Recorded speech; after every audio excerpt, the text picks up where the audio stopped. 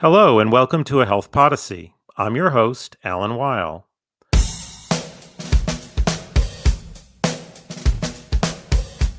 The healthcare sector has gone through various waves of consolidation, with hospitals purchasing physician practices and hospitals, physicians, and health insurers merging with each other.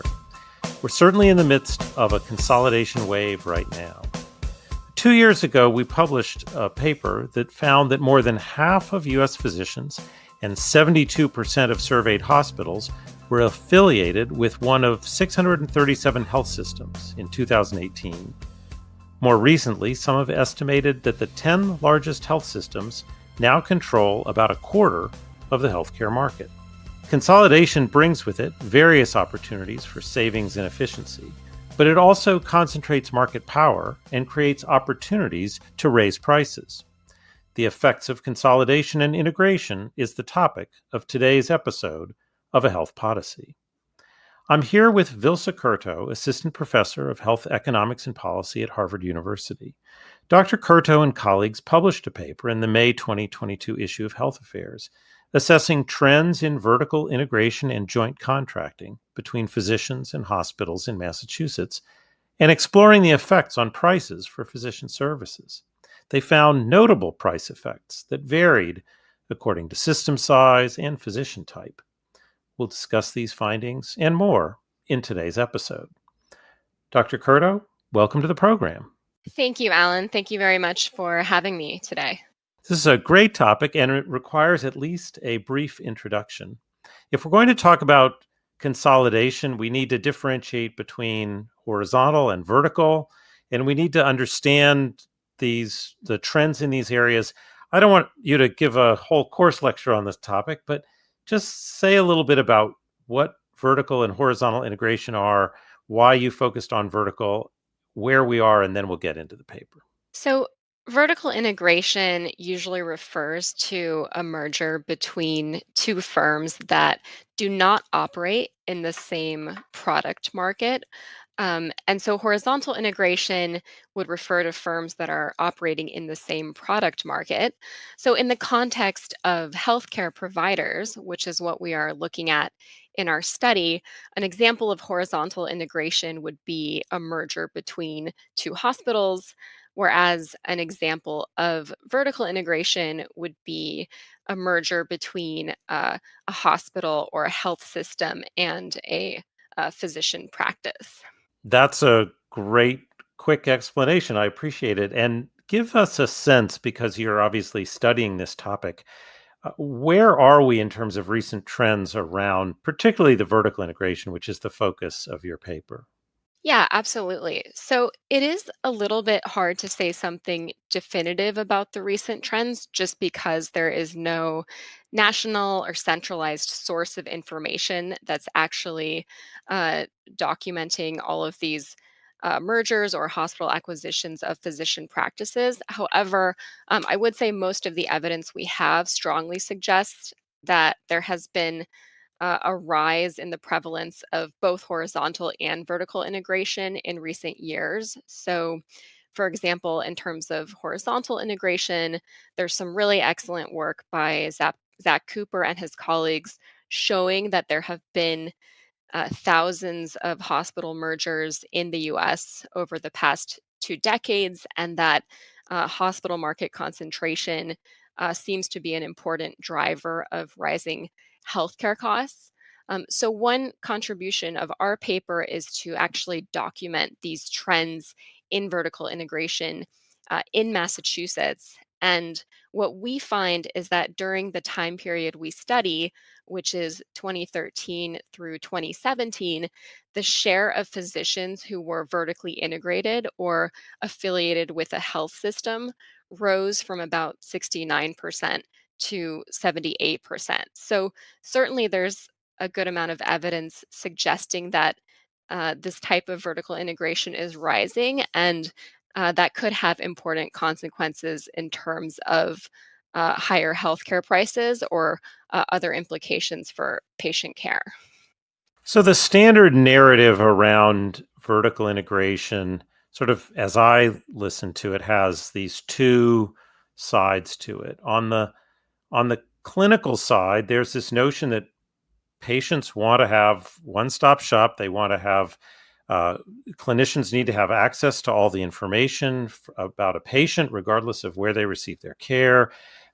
We want a team, and teams are in different places, and so that kind of integration has clinical benefits, but or at least it has the potential of creating clinical benefits.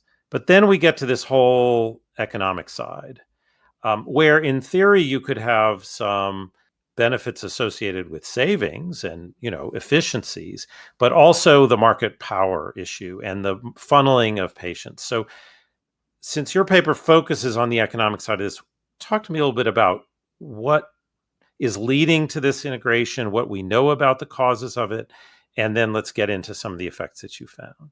Yeah, I think that the trade-offs that you raised are exactly the challenge in regulating vertical mergers, and I think that's why this area has been really challenging. So, in the case of something like horizontal integration, that has a much clearer direct effect on market concentration. And so there, it's much clearer that we would expect to see a rise in healthcare prices in cases where we see, for example, hospital mergers. In the case of vertical integration, it's much less clear what the effects would be. So, on the one hand, there can be these market power effects where we might see essentially a health system or a hospital uh, be able to transfer some of its market power and negotiate higher prices on behalf of a physician practice that it's acquiring. So, on the one hand, there are those sort of direct market power implications. But on the other hand, as you said,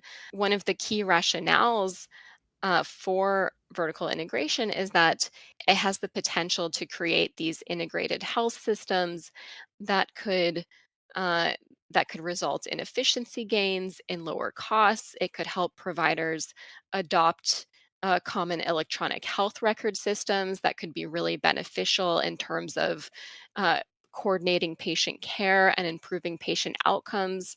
So it has sort of this enormous potential to unleash this more coordinated and integrated healthcare that many people would like to see. But on the other hand, it has that those trade offs in terms of market power.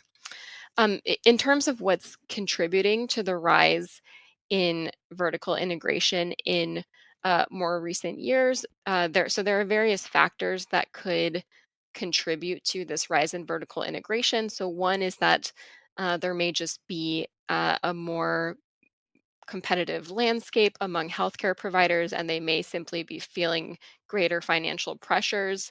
That could be an impetus for vertical integration. There's also been more recently the formation of accountable care organizations as a result of the Affordable Care Act. That could have also triggered additional vertical integration. So there may be forces like that contributing to the rise in recent years. Okay, so we've done a long windup, but it's time to get into what you found. Talk to us about what the price implications are of the vertical integration and alignment. So, our paper has a couple of key findings. So, our first key finding is that vertical integration between physicians and health systems leads to higher outpatient commercial physician prices. And the size of that price increase is higher if the physician becomes vertically integrated with a relatively larger health system. And we characterize large health systems in terms of the market share of the hospitals that are associated or owned by that health system. And so, one important aspect of our methodology that I'll note is just that we aren't simply comparing physicians who are vertically integrated to those who are not vertically integrated. So, if we did that simple comparison, then there are many differences between physicians who are vertically integrated and those who are not. And so, there would be various confounders. And that would contribute to differences in prices between those groups that have nothing to do with vertical integration. So, one innovation in this paper is that because we have panel data on physicians in Massachusetts, we're able to focus on physician transitions And so essentially, this means that we see the same physicians when they are independent, as well as when they are part of a large health system. And so when we estimate our price effects, we're using an empirical model.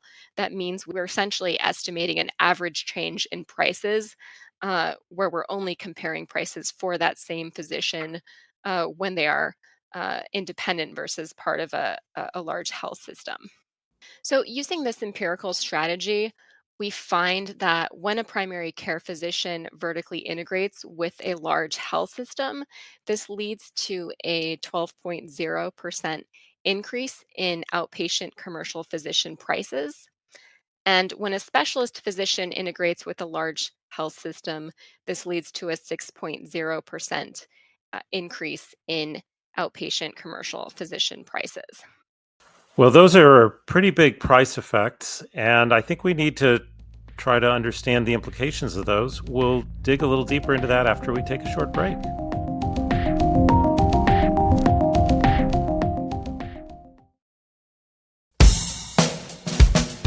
And we're back. I'm speaking with Dr. Vilsa Curto about the effects of vertical integration and joint contracting between physicians and hospitals.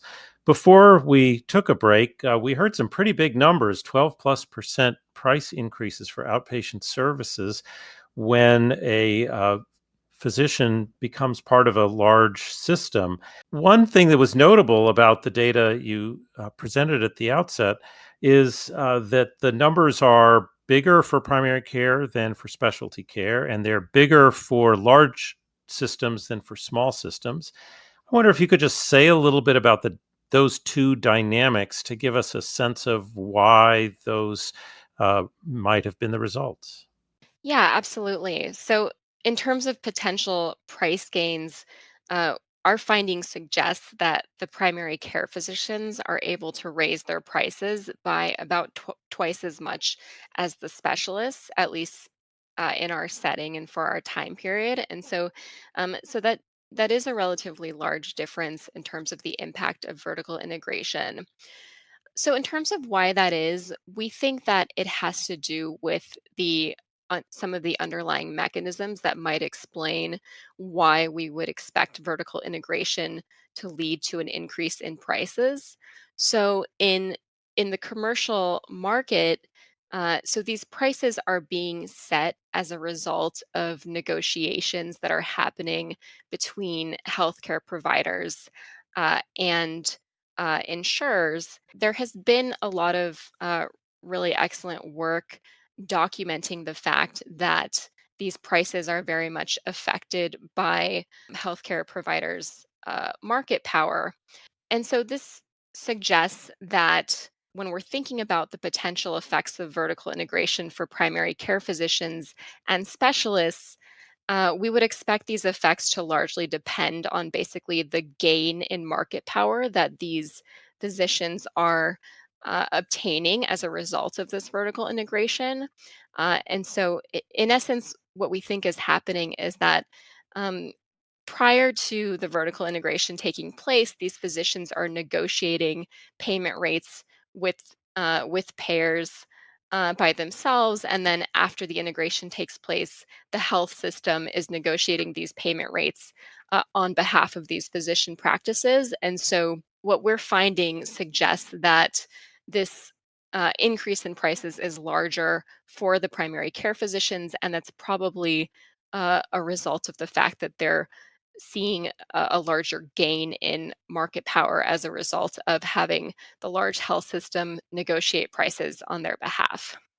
Earlier on, you mentioned that during this study period, the percentage of aligned physicians went from in the 60s to the 70s%. We're not talking about going from 10 to 20 or 10 to 80. Um, there's a long-standing debate actually in the economy writ large, but we can certainly focus on healthcare here about the ability of competition to hold prices down. I mean, in most markets, we sort of say, look, let's have some competitive buyers, some competition among sellers, and lo and behold, it'll all kind of work out.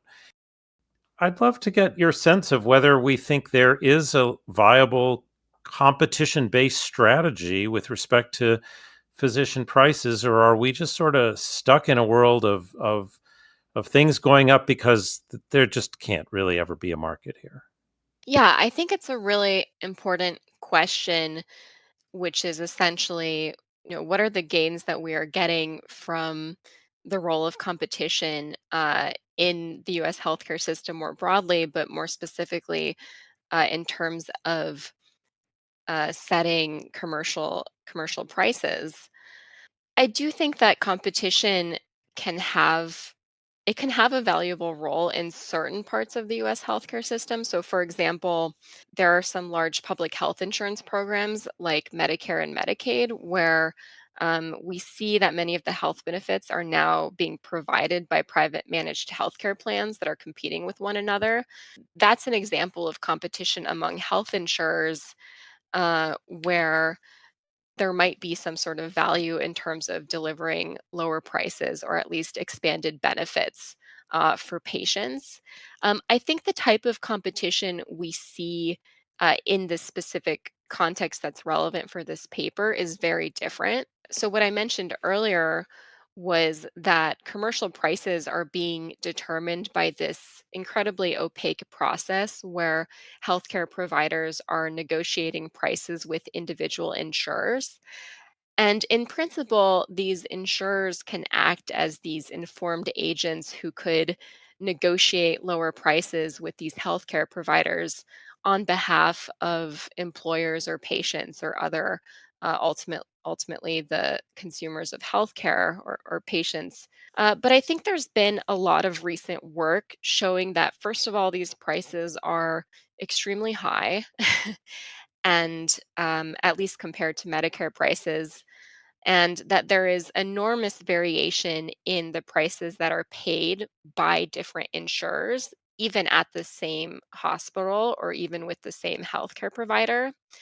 And that also, as Zach Cooper and his colleagues have shown, hospital prices are strongly linked to hospital market power.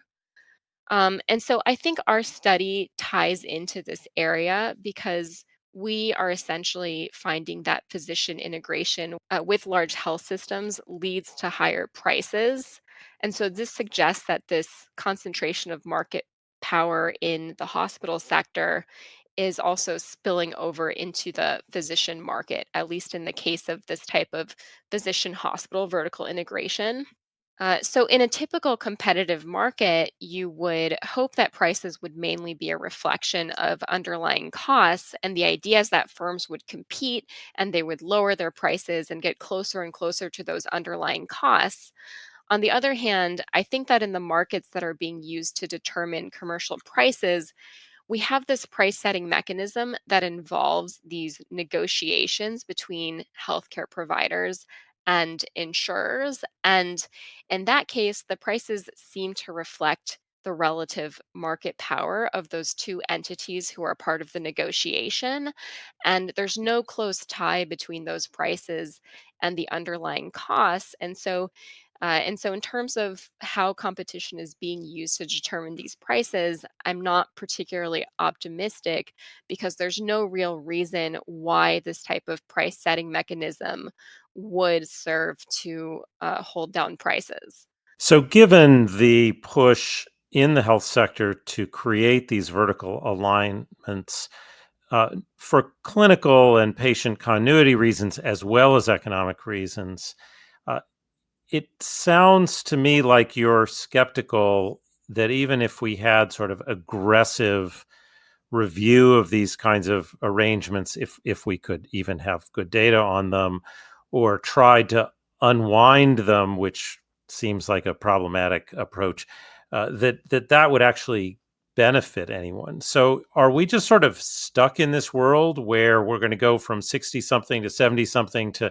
basically in most markets, we're going to find the vast majority of physicians uh, aligned with health systems. They'll become sort of a few to choose from. The insurers will, there'll be a few of those. They'll be kind of in this, big on big battle to try to keep costs under control. But if they fail, we just all pay for it. Is that kind of where we are?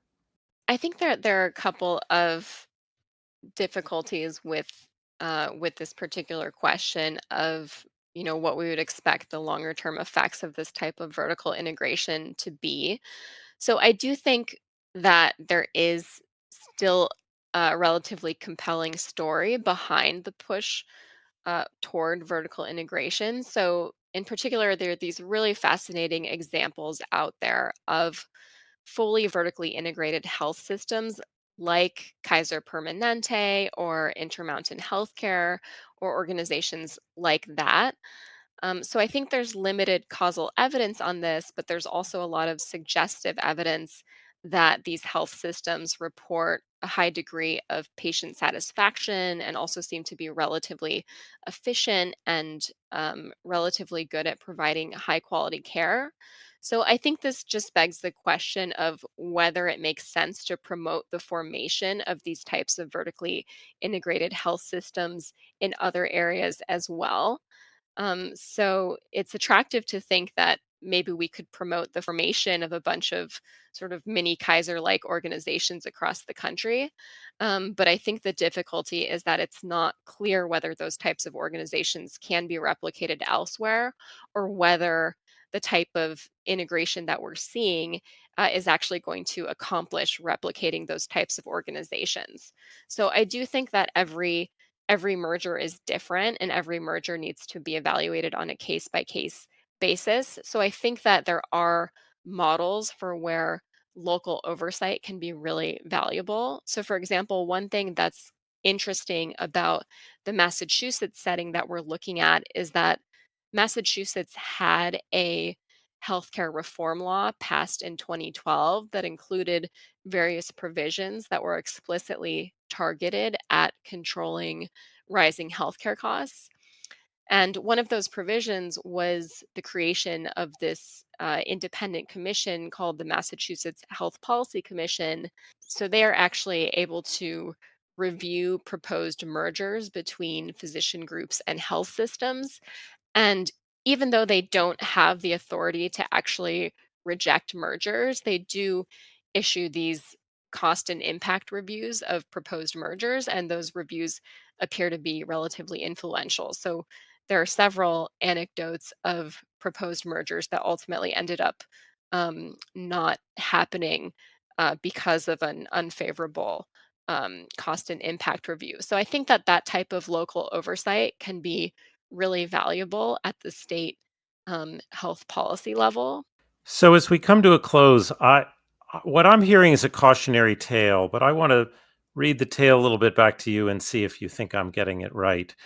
Uh, you study Massachusetts because there are better data than there are available in most settings.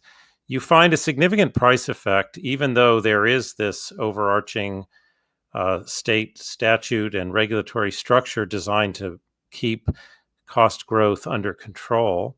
So, even in a setting with sort of two ingredients that you think might be constraining, we still see 6, 12% cost growth. The cautionary tale I'm hearing is in the right circumstances, it's certainly possible that vertical integration has clinical benefits for patients and can lead to, if there's appropriate oversight, can be a good investment, if you will, or a good use of resources. But in the absence of any of those structures, we kind of don't know if this is good for patients, do we? Yeah, I think that's a relatively fair characterization of the evidence and of what we're finding in our study. So I think that there has been, as we were discussing before, the challenge with regulating vertical mergers is that even though there are these potential price increases, there are also these potential clinical benefits on the other side of the ledger. And so, what you would ideally want to do is evaluate mergers on a case by case basis and see, whether those potential benefits could outweigh those costs to patients in terms of price increases. I think what we're finding in our study is we're finding these substantial price increases and these trends toward greater vertical integration, even in a setting like Massachusetts, where, as you said, there's much more oversight than is typical in many other states. And so I And our findings are entirely consistent with several previous studies that have examined effects of physician hospital vertical integration on both physician prices and hospital prices. So, in that sense, I think there's a pretty substantial literature finding these types of price effects. And then the question is, are there clinical benefits or other benefits for patients that might justify or offset these price increases? There have been very few studies that examine effects of physician hospital vertical integration on quality of care or coordination of care or other processes that we think might lead to improved health outcomes for patients. So I think there's a huge gap in the empirical literature, and there's a real lack of empirical evidence on that side. So I think it's difficult to evaluate whether those benefits are there, just because it's been much more difficult to study those questions, mainly due to a lack of the right data to be able to look at those types of processes of care or coordination of care measures. So to me, that's the big kind of open question here, is whether those benefits might be there in the case of certain mergers. But I do think that given that there has been so much evidence of price increases, that perhaps there should be sort of a healthy skepticism of these types of mergers and more of an onus on the part of the parties proposing a merger to demonstrate that there is this type of clinical benefit. Well, I think you pull those threads together very nicely. We're in an environment where there's so much price pressure for consumers. There's such a need for better clinical integration. You, in your work with your colleagues, are adding to what is unfortunately a disappointingly thin evidence base about the trade-off between those or the alignment of those. Dr. Curto, thank you so much for being my guest today on A Health Podyssey. Thank you so much, Alan. It was an absolute pleasure to be here. Thank you. Thanks for listening. If you enjoyed today's episode, I hope you'll tell a friend about A Health Podyssey. Health Podyssey is produced by Health Affairs, the leading journal for health policy research. The team behind the show includes Patty Sweet, Jeff Byers, Julia Vivolo, Sarah Kolk, and Sue Ducat. Like the show? Subscribe to A Health Podyssey on Apple Podcast, Spotify, Stitcher, Google, or wherever you listen to your favorite podcasts. Thanks for listening, and have a great morning, day, or evening.